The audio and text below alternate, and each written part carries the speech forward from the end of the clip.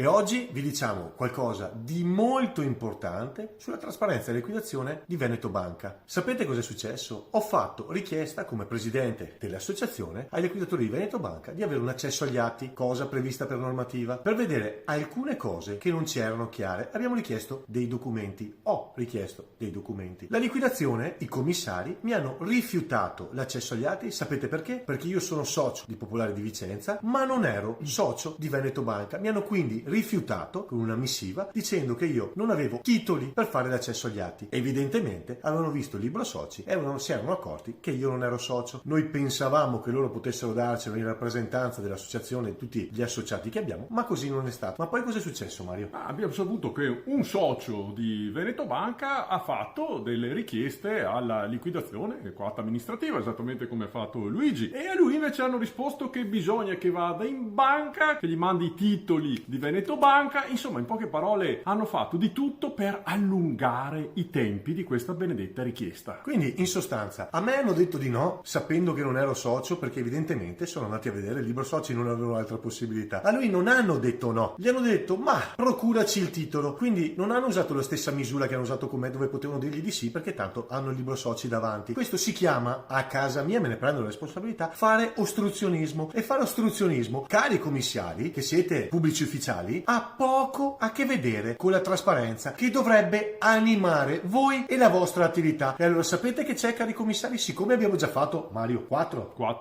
esposti alla Procura della Repubblica, perché molte delle dismissioni e degli atti che avete fatto ci sono poco chiari e continuano ad esserci poco chiari, adesso lanciamo una sottoscrizione.